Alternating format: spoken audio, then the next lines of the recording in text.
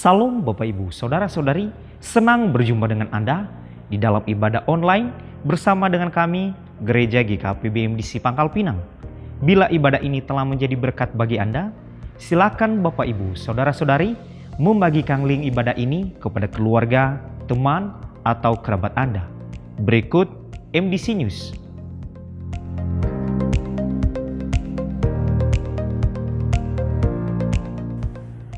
Tinggal 1 bulan lagi, kita memasuki bulan Desember.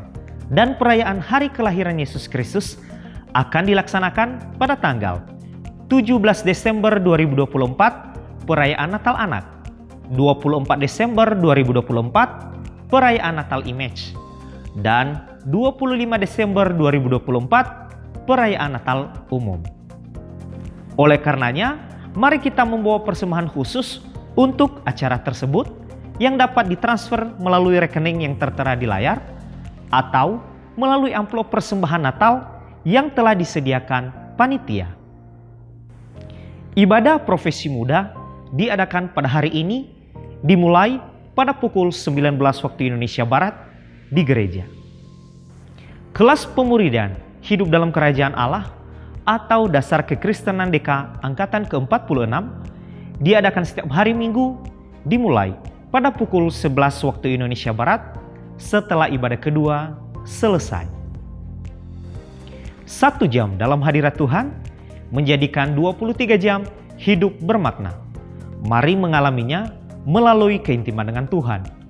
Melalui embun surgawi yang diadakan setiap hari Selasa dan Kamis dimulai pada pukul 5 sampai pukul 6 waktu Indonesia Barat yang dilaksanakan secara online melalui Zoom Meeting. Doa meneduhkan jiwa diadakan setiap hari Rabu dimulai pada pukul 11 sampai pukul 12 waktu Indonesia Barat yang dilaksanakan di gereja. Dan bermalam di hadiratnya diadakan setiap hari Jumat dimulai pada pukul 19 sampai 20.30 waktu Indonesia Barat yang dilaksanakan secara onsite di gereja. Kegiatan kesan diadakan setiap hari Selasa, Rabu, Kamis, dan hari Minggu dimulai pada pukul 19 waktu Indonesia Barat. Untuk info lebih lanjut, silakan menghubungi ketua kesan masing-masing. Bagi Bapak Ibu, Saudara-saudari yang akan memberikan persembahan umum, persembahan persepuluhan dan persembahan misi, serta persembahan untuk pembangunan, dapat mentransfer ke rekening yang tertera di layar.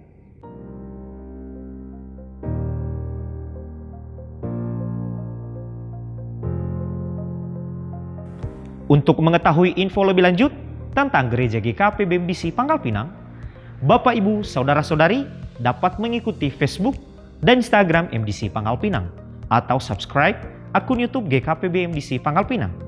Demikian info tentang Gereja GKP BMDC Pangkal Pinang dan selamat beribadah. Tuhan Yesus memberkati. Haleluya. Biarlah hari ini kita bersuka cita kepada Tuhan sebab Dia jalan kebenaran kita. Yes.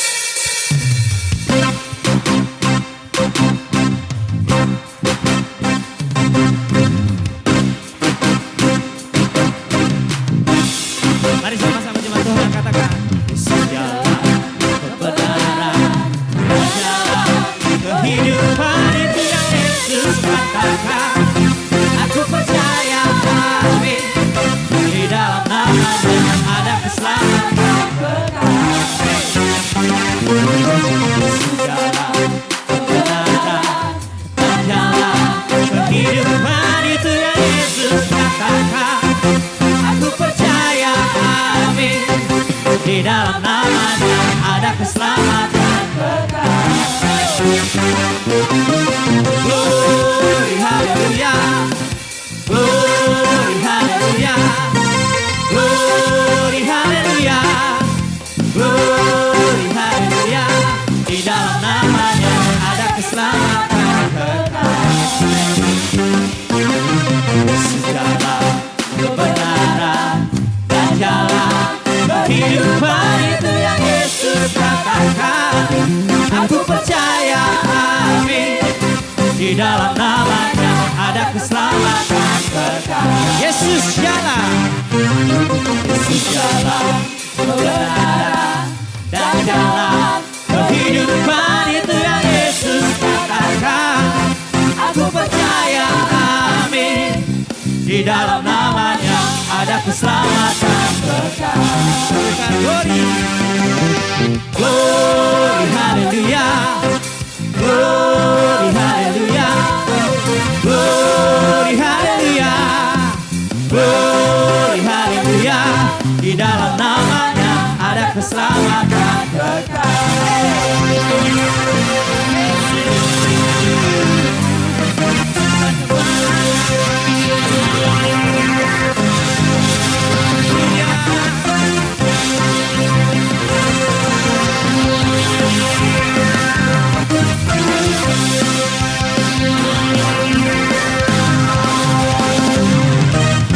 Glory, haleluya. Glory, haleluya. Glory, haleluya. Glory, haleluya. Di dalam namanya ada keselamatan kekal. Glory, glory, haleluya. Glory, haleluya. Glory, haleluya. Glory, haleluya. Di dalam namanya ada keselamatan kekal. Glory, haleluya. Glory, haleluya. Glory, haleluya. Glory, haleluya. Di dalam namanya ada keselamatan kekal. Di dalam namanya ada keselamatan kekal. Di dalam namanya ada keselamatan kekal.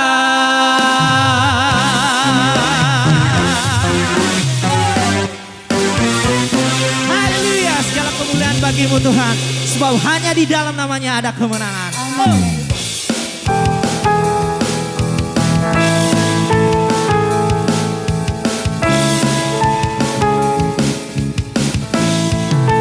Mari jemaat Tuhan sama-sama katakan. Firman terangi dalam perisai manis waktu, lindungiku dari segala, tak pernah ku ragu, karena Dia bersamaku, setia menjaga dengan kuasa mulia. Serta hanya di dalam namanya Yesus dia sumber pengharapan di sepanjang hidupku. Oh, hanya di dalam kuasanya pasti tersedia kemenangan bagiku selama-lamanya. Sungguh kau kebenaran di dalam hidup kami Tuhan. Oh, yuk sama-sama katakan. Kebenaran yang bebaskan, selalu berikan ku kekuatan hadapi segala tantangan. Tak pernah ku ragu, karena Dia bersamaku, setia menjaga dengan kuasa mulia. Hanya di dalam namanya Yesus dia sumber pengharapan di sepanjang hidupku. Hanya di dalam kuasanya pasti tersedia kemenangan bagiku selama-lamanya. Yesus Tuhan, Kau memenangkan kami.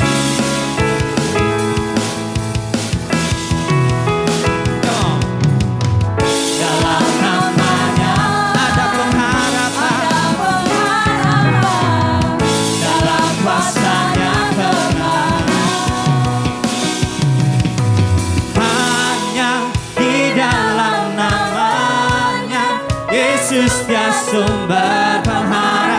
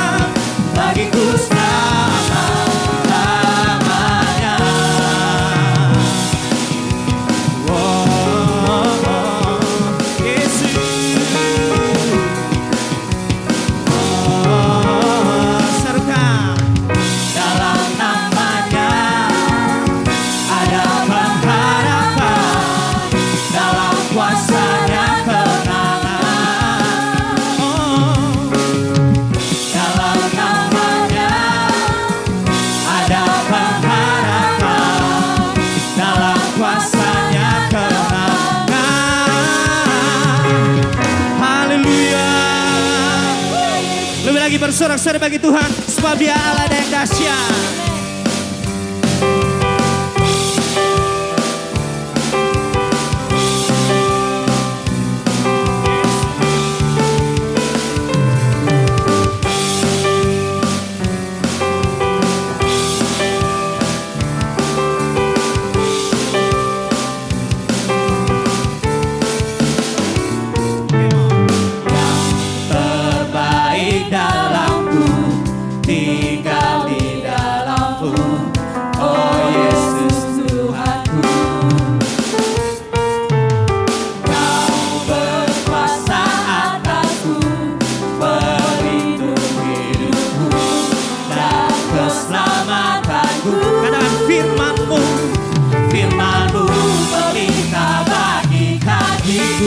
Dan terang bagi jalanku, Yesus kekuatanku. Dahsyat, kuat penuh kuasa, Raja kemuliaan, Yesus Tuhan, sungguh Engkau dahsyat, ajaib dan perkasa, Raja keagungan, Yesus Tuhan, Kau kemenanganku. Yang terbaik dalamku, tinggal di dalamku, oh Yesus Tuhanku. Kau berkuasa atasku, pelindung hidupku dan keselamatanku. Biarlah firman-Mu pelita bagi kakiku dan terang bagi jalanku, Yesus kekuatanku. Mari jemaat serukan. Dahsyat, kuat penuh kuasa, Raja kemuliaan, Yesus Tuhan, sungguh Engkau dahsyat, ajaib dan perkasa, Raja keagungan, Yesus Tuhan, Kau kemenanganku. Oh, kemenanganku, Yesus. Ku percaya Yesus hebat, sumber kemenanganku. Oh, ku percaya Yesus hebat, sumber kemenanganku. Oh, ku percaya Yesus hebat, sumber kemenanganku.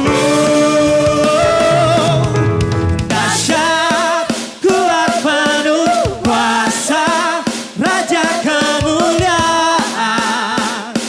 Yesus Tuhan, sungguh Engkau dahsyat, ajaib dan perkasa, Raja keagungan, Yesus Tuhan, sungguh Engkau dahsyat, Raja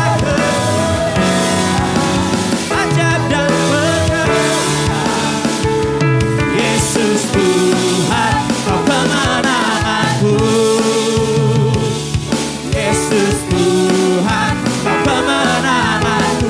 Yesus Tuhan, Yesus Tuhan, Kau kemenanganku. Haleluya. Sungguh sumber kemenangan di dalam hidup kami Tuhan. Terima kasih Yesus. Jemaat Tuhan dipersilakan untuk duduk kembali. Betapa hati kami bangga memiliki Allah yang seperti Engkau Tuhan. Allah yang mengasihi kami. Allah yang tak pernah tinggalkan kami. Pengharapan kami hanya kepadamu Tuhan. Kami percaya bahwa semua firman-Mu ya dan amin di dalam hidup kami Yesus. Haleluya Tuhan.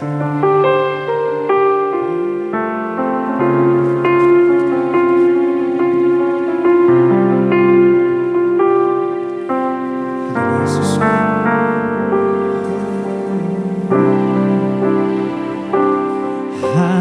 hatiku tetap teguh dan berharap padamu, sekalipun tak ada dasar untukku berharap.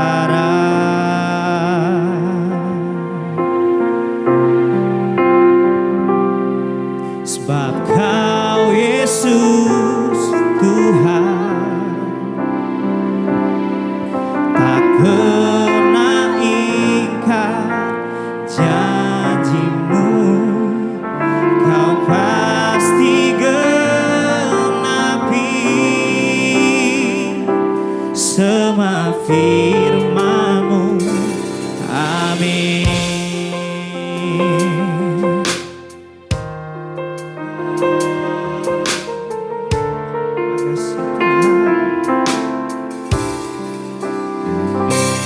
Hatiku tetap teguh dan kami berharap padamu Tuhan, berharap padamu,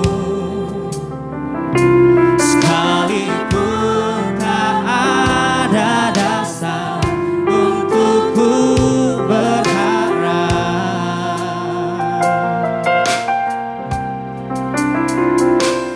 Hatiku tetap teguh dan percaya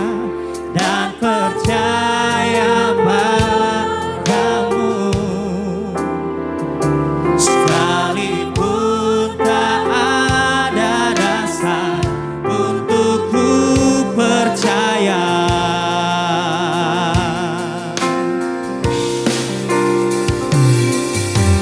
Kau Yesus Tuhan tak pernah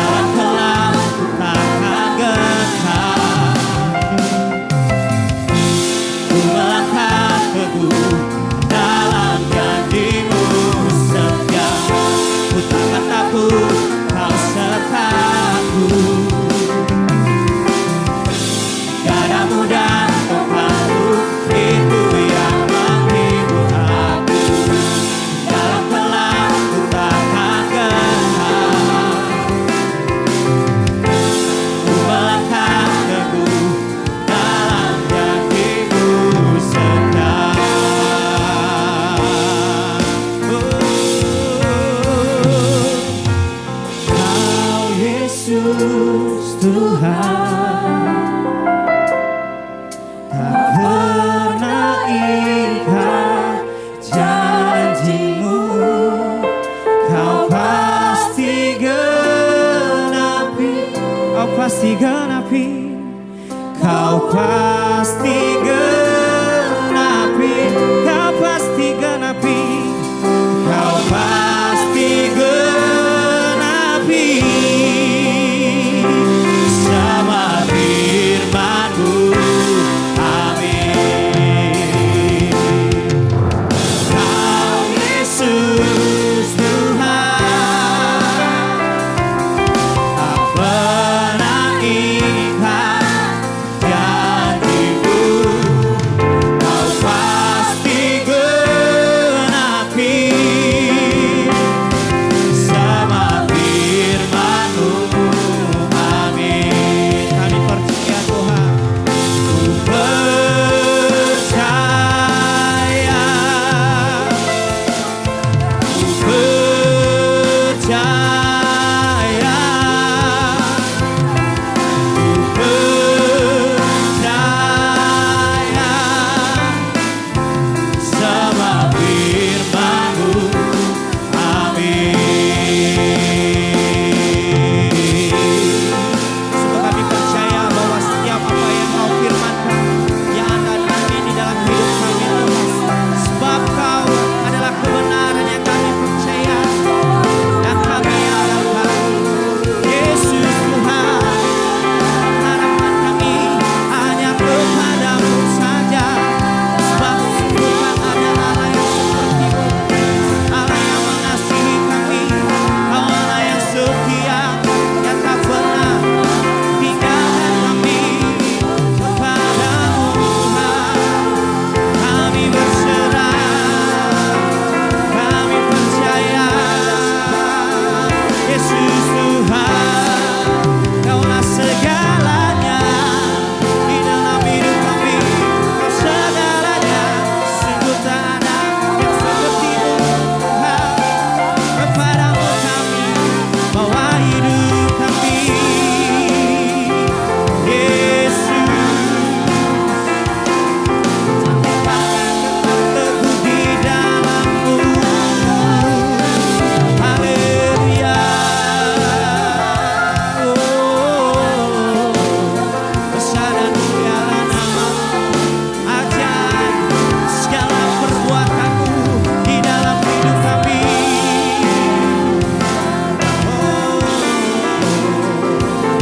Haleluya, haleluya. Tuhan, sungguh besar kasih-Mu, sungguh mulia perbuatan-Mu Tuhan. Haleluya Yesus.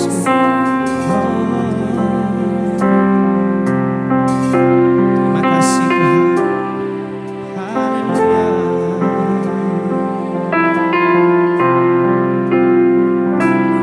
Hidupku menggenapi firman-Mu, tanda mukjizat sertai tiap langkahku. Kau bersamaku, di dalamku, jadi bukti kebesaran-Mu. Hidupku menggenapi firman-Mu, tanda mukjizat sertai tiap langkahku. Kau bersamaku, di dalamku, jadi bukti kebesaran-Mu. Mari jemaat Tuhan kita bagi bersama-sama. Hidupku menggenapi firman-Mu, tanda mukjizat sertai tiap langkahku. Kau bersamaku, di dalamku, jadi bukti kebesaran-Mu. Shalom, Ibu Bapak Saudara-saudari yang saya kasihi di dalam Kristus Yesus Tuhan kita. Di sepanjang bulan November ini tema pelayanan firman Tuhan kepada kita adalah Life is getting better. Hidup lebih baik. Hidup lebih baik akan kita meraihnya. Salah satunya adalah latihan secara disiplin atau berlatih secara disiplin. Training with disciple. Salah satu prinsip penting yang harus kita pahami dalam kehidupan ini adalah perbedaan antara mencoba atau trying dan berlatih atau training. Memang ketika diucapkan dalam bahasa Inggris, kedua kata tersebut terdengar mirip, trying dan training. Namun dalam hal praktek dan dampak keduanya sangatlah berbeda. Berbeda sebab bila sekedar mencoba-coba atau trying, sekeras apapun orang mencobanya, kemungkinan bagi dirinya untuk mengalami keberhasilan hampir-hampir tidak ada. Di Nias ada sebuah budaya yang sangat terkenal adalah lompat batu. Lompat batu hanya bisa dilakukan oleh anak-anak muda yang sudah terlatih sejak dini. Hal ini mengingatkan saya di masa kecil sampai usia remaja. Di mana di saat masih kecil di halaman rumah ada dua belahan bambu kecil tertancapkan ke tanah oleh anak-anak yang seumuran dengan saya. Dengan ketinggian kurang lebih 1,5 meter. Dan di setiap ruasnya dibuat seperti tangga buat cantelan palang bambu kecil. Dan kemudian beberapa anak-anak laki-laki lainnya mulai melompati ketinggian palang bambu tersebut, termasuk saya pada saat itu. Bila palang bambu tersebut sudah 2-3 kali melompatinya tanpa menyentuh palang bambu tersebut, maka palang bambu itu dinaikkan kepada ketinggian berikutnya sampai kepada pucuk tertingginya. Setelah bisa melewati pucuk ketinggian bambu berulang kali, di beberapa hari berikutnya, maka akan berpindah untuk melompati pagar rumah adat yang terdiri dari 5 atau 6 tumpukan kayu yang berdiameter 30 cm. Dan kalau sudah berulang kali melompati tumpukan kayu bulat yang merupakan pagar rumah adat tanpa tersentuh oleh anggota tubuh, maka akan mulai berpindah berlatih untuk melompati batu yang sudah disusun secara rapi dengan ketinggian 2,2 meter dan lebar 1 meter kali 60 cm. Untuk dapat melompati itu, maka hal yang paling diperhatikan adalah langkah lari dan ketetapan pijakan kaki di batu tumpuan. Hal ini sangat menentukan untuk bisa melompati ketinggian dan lebar batu tersebut. Sebab bila langkah lari dan tumpukan kaki meleset di batuan tumpuan, maka akan dapat menjadi kandas dan mengalami cedera. Itu sebabnya penting sekali terus memperhatikan dan berlatih dengan disiplin secara rutin dan dilakukan secara berulang-ulang sampai memiliki langkah yang tepat dan pijakan kaki pada batu tumpuan sehingga lompatan tertinggi dapat tercapai dan melewati ketinggian dan lebar batu yang tersusun sedemikian rupa.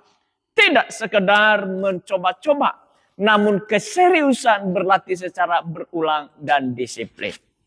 Disitulah perbedaan antara sekedar mencoba atau trying dan benar-benar berlatih atau training. Oleh karena itu jangan terlalu berharap bahwa saudara akan mencapai hasil gemilang bila saudara hanya sekedar mencoba-coba.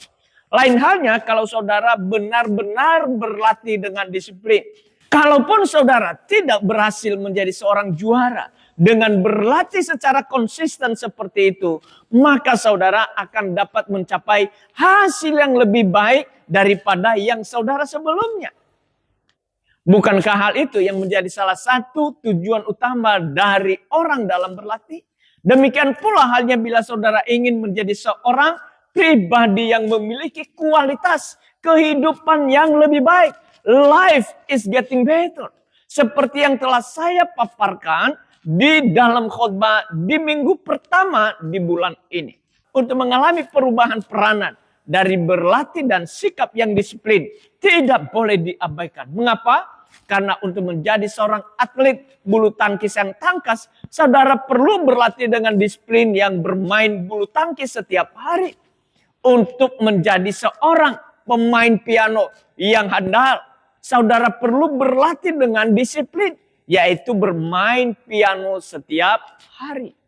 Untuk menjadi seorang rajin, jujur dan bertanggung jawab, saudara perlu berlatih dengan disiplin. Oh sebentar, untuk meningkatkan keterampilan dan stamina jasmani kita memang perlu berlatih. Namun untuk mengubah karakter, yaitu seperti misalnya rajin, jujur dan bertanggung jawab tadi, dapatkah hal itu kita capai dengan berlatih? Untuk menjawab pertanyaan ini adalah baik bagi kita untuk terlebih dahulu memahami apakah makna dari kata berlatih atau training. Tentang hal itu, Dallas Willard, profesor pada bidang filsafat pada University of Southern California di Los Angeles, dan yang juga adalah seorang penulis buku dan pengkhotbah pada bidang pembentukan kerohanian atau spiritual formation, yang sangat-sangat berpengaruh dalam bukunya berjudul The Great Omission menulis, "To train means arranging our life around those practices that will enable us to do what we cannot do by direct effort." Berlatih adalah mengatur hidup kita di sekitar praktika. Kegiatan atau tindakan-tindakan yang akan memampukan kita untuk melakukan apa yang tidak dapat kita lakukan serta merta. Dengan berkata seperti itu, Dallas Willard memperluas makna dari berlatih atau training. Lebih dari sebatas pengembangan keterampilan. Sebagai contoh, untuk menjadi seorang pemain catur dengan prestasi gemilang, saudara tidak dapat mencapainya secara serta-merta atau you cannot it by direct effort, seperti kata Dallas Willard tadi. Namun saudara harus mengatur hidup saudara di sekitar praktika atau tindakan-tindakan yang akan memampukan saudara di sekitar, atau tindakan-tindakan yang akan memampukan Anda menjadi seorang pemain catur yang hebat. Di antaranya Anda harus berlatih dengan disiplin serta mempelajari berbagai strategi yang pernah digunakan oleh para pemain catur lainnya. Demikian pula untuk menjadi seorang berkarakter rajin, jujur, bertanggung jawab. Hal itu tidak akan terwujud secara serta-merta, namun dengan mengatur kehidupan di sekitar praktika atau tindakan-tindakan yang memampukan Anda untuk hidup dengan karakter yang seperti itu. Mengatur kehidupan di sekitar tindakan-tindakan sehingga menjadi kebiasaan atau habit, kebiasaan yang membentuk karakter. Ralph Waldo Emerson adalah seorang esais Amerika, dosen penyair dan pemimpin gerakan transendentalisme. Pada pertengahan abad ke-11 berkata, "Sow a thought and you reap an action. Sow an act and you reap a habit. Sow a habit and you reap a character. Sow a character and you reap destiny." Taburlah pikiran dan Anda akan menuai tindakan. Taburlah tindakan dan Anda akan menuai kebiasaan. Taburlah kebiasaan, Anda akan menuai sifat. Taburlah sifat, dan Anda akan menuai masa depan. Dengan menyandingkan pernyataan Dallas Willard tadi dengan kata-kata Ralph Waldo Emerson ini, maka dapat disimpulkan bahwa berlatih atau training adalah sama dengan praktika menabur, tindakan atau sowing action. Tindakan yang bila dilakukan secara berulang-ulang akan menjadi kebiasaan yang bila dipelihara akan membantu karakter. Karakter yang pada akhirnya akan menentukan masa depan. Memang pentingnya praktika yang dilakukan secara berulang-ulang sehingga berubah menjadi karakter. Ini juga acap kali diutarakan di dalam Alkitab, baik diajarkan melalui teladan kehidupan dari para pahlawan iman, maupun melalui nasihat-nasihat yang ditulis di situ. Salah satunya yaitu nasihat yang ditulis oleh Rasul Paulus yang dituliskan di dalam 1 Korintus 9 ayat 24 dan 27. Ayat 24 dikatakan, tidak tahukah kamu bahwa dalam gelanggang pertandingan semua peserta turut berlari, tetapi bahwa hanya ada satu orang saja yang mendapatkan hadiah. Karena itu larilah begitu rupa sehingga kamu memperolehnya. Ayat 25, tiap-tiap orang yang turut mengambil bagian dalam pertandingan menguasai dirinya dalam segala hal. Mereka berbuat demikian untuk memperoleh suatu mahkota yang fana, tetapi kita untuk memperoleh suatu mahkota yang abadi. Ayat 26 dan 27, sebab itu aku tidak berlari tanpa tujuan, dan aku bukan petinju yang sembarangan saja memukul, tetapi aku melatih tubuhku dan menguasainya seluruhnya, supaya sesudah memberitakan Injil kepada orang lain, jangan aku sendiri ditolak. Di ayat yang baru saja kita baca ini, Rasul Paulus menyampaikan nasihat bagaimana para pengikut Kristus seharusnya menjalani kehidupan mereka. Untuk membandingkan kehidupan para pengikut Kristus dan para atlet, baik atlet lari maupun tinju. Perbandingan yaitu di dalam hal persamaan maupun perbedaannya. Diawali dengan persamaannya yaitu dengan berkata di ayat 24 bahwa sebagaimana para atlet harus berupaya dengan keras agar mereka memperoleh hadiah atau menjadi seorang juara, demikianlah pengikut Kristus harus hidup dengan sikap berjuang. Lebih lanjut di ayat 25, Rasul Paulus mengemukakan bahwa perjuangan yang ia maksudkan di sini bukan berjuang untuk mengalahkan orang lain, namun mengalahkan diri sendiri. Untuk itu di ayat tersebut Rasul Paulus menggunakan istilah tiap-tiap orang yang turut mengambil bagian dalam pertandingan menguasai dirinya dalam segala hal. Menguasai diri sendiri dan bukan menguasai orang lain. Di dalam Alkitab bahasa Inggris yaitu New International Version atau NIV, kalimat di ayat tersebut diterjemahkan sebagai berikut. Everyone who competes in the games goes into strike training. Tiap-tiap orang yang turut mengambil bagian dalam pertandingan melewati latihan yang ketat dan penuh disiplin. Strike training atau berlatih. Dari situ kita dapat menarik suatu pelajaran sebagaimana para atlet hidup dengan berlatih secara disiplin.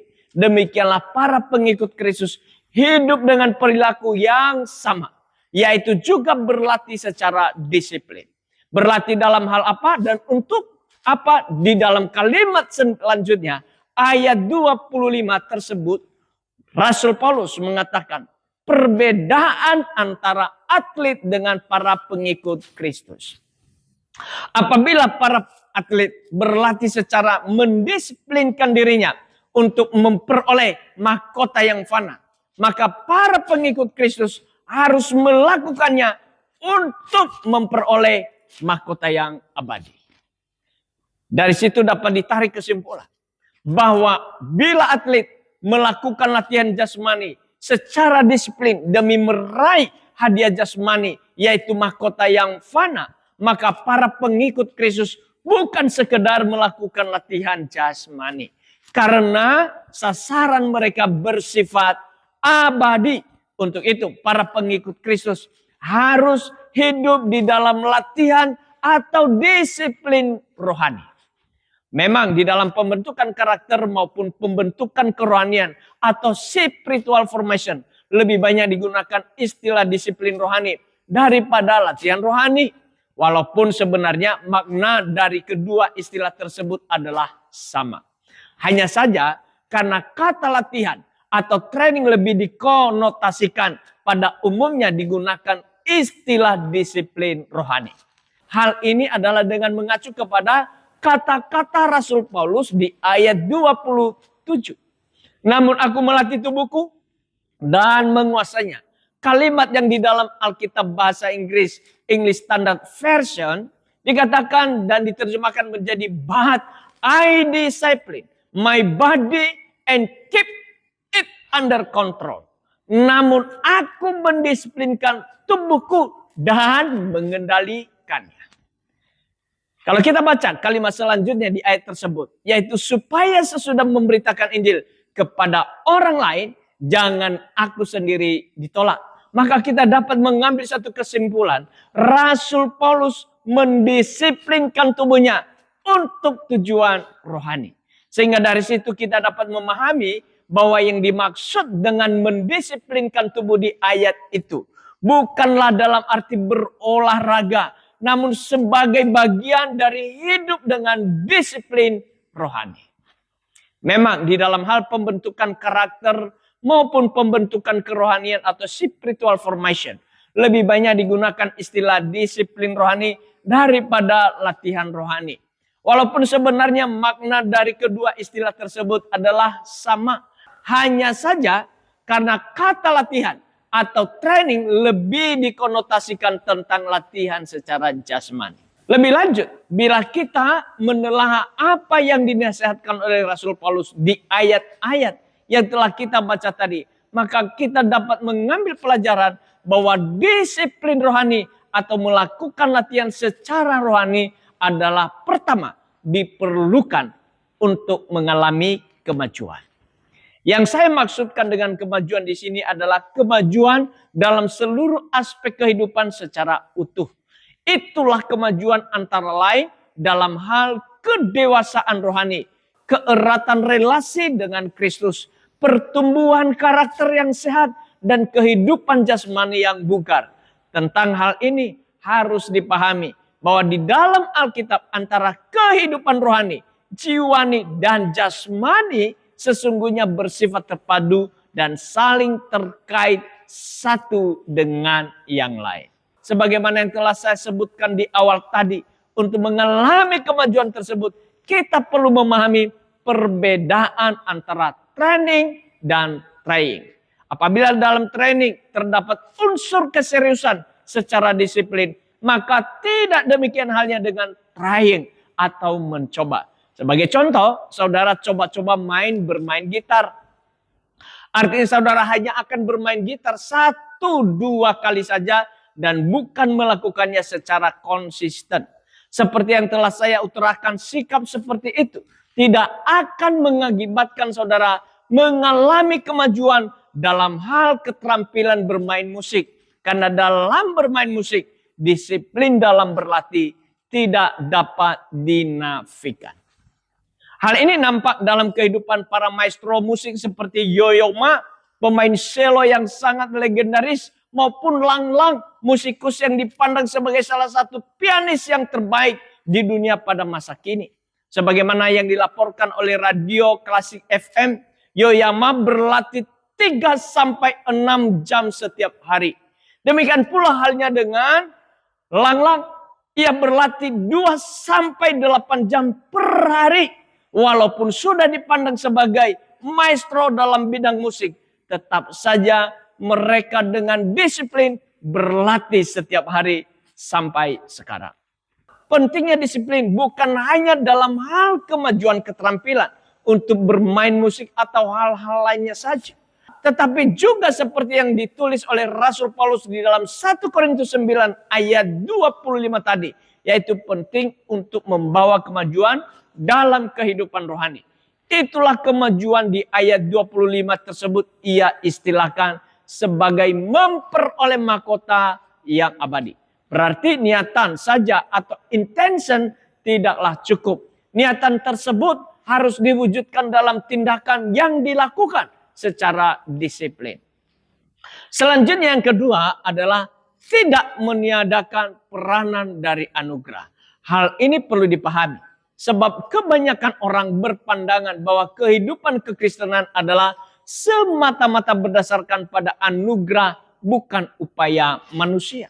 Sedangkan disiplin termasuk disiplin rohani dinilai sebagai upaya manusiawi yang bertolak belakang dengan anugerah.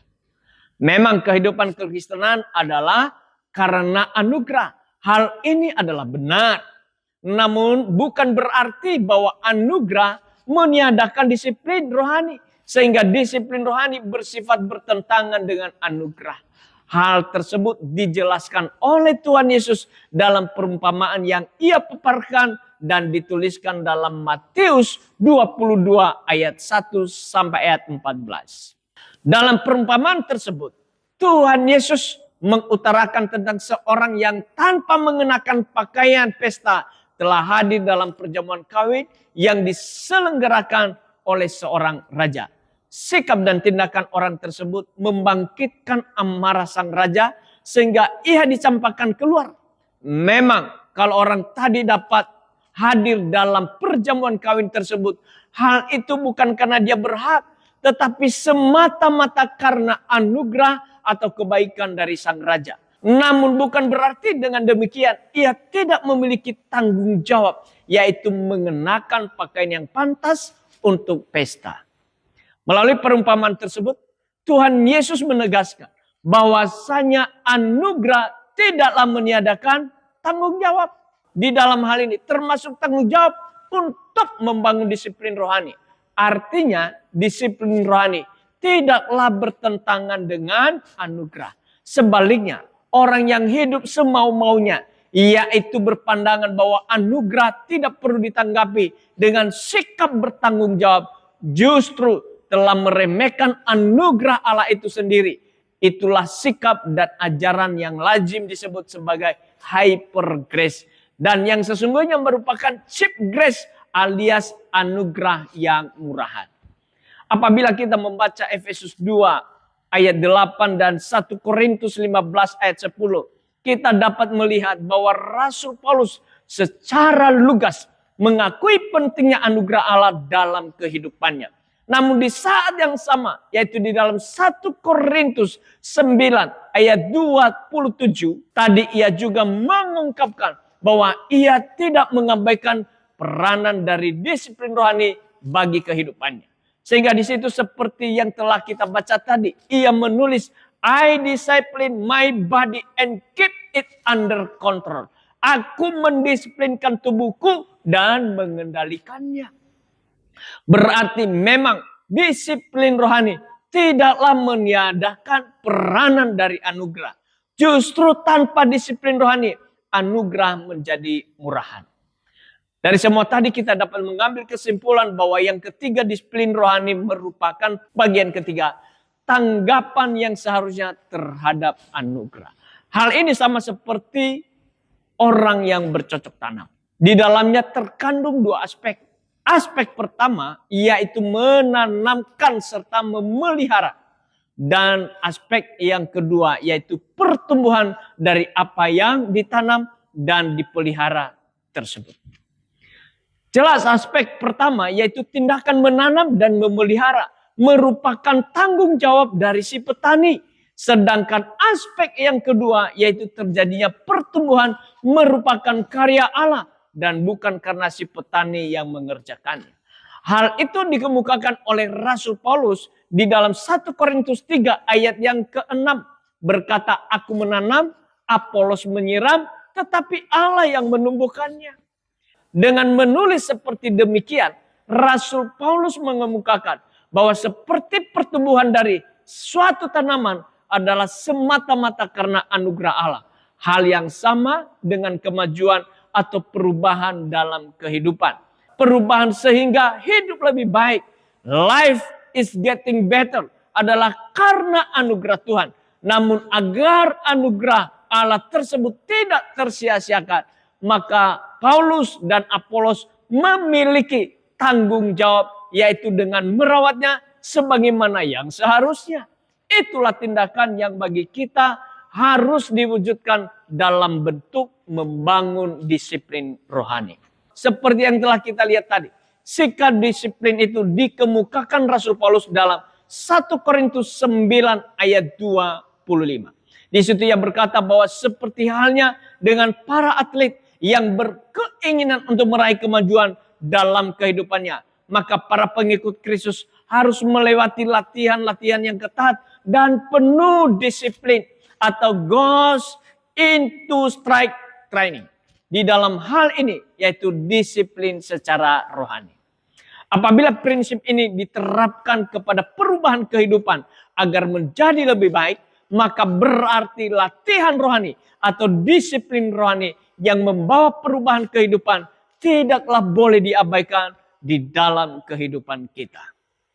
Mari kita memohon pertolongan Roh Kudus agar kita disanggupkannya untuk mempraktikkan disiplin rohani yang membuahkan kemajuan dalam kehidupan kita, yaitu semakin bermutu. Hanya dengan demikian, barulah kehidupan yang kita jalani ini akan menjadi kehidupan yang penuh dengan makna dan tidak sia-sia. Immanuel, Tuhan Yesus memberkati. Mari kita berdoa.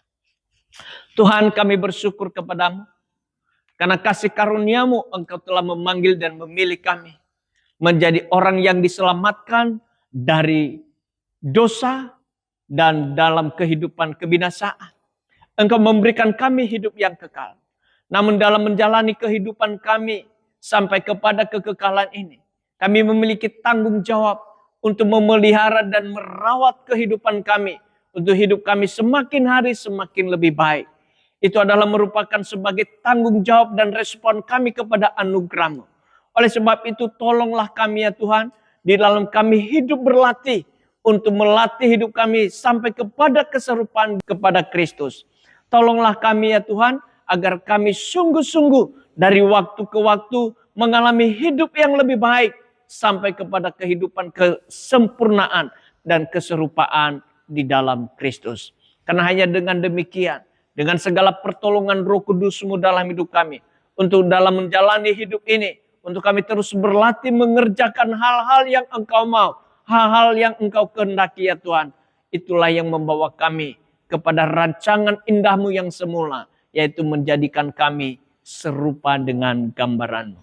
Berkatilah kebenaran firman-Mu ini ya Tuhan, agar itu menjadi pelita bagi kaki kami dan terang bagi jalan kami, dan hidup kami dari waktu ke waktu mengerjakan hal yang berkenan di hadapan Tuhan dan menjadi hidup lebih baik yang ke arah serupa dengan Kristus. Di dalam nama Tuhan Yesus Kristus kami bersyukur dan berdoa. Haleluya. Amin. Hidupku menggenapi firman-Mu, tanda mukjizat sertai tiap langkahku. Kau bersamaku di dalamku, jadi bukti kebesaran-Mu.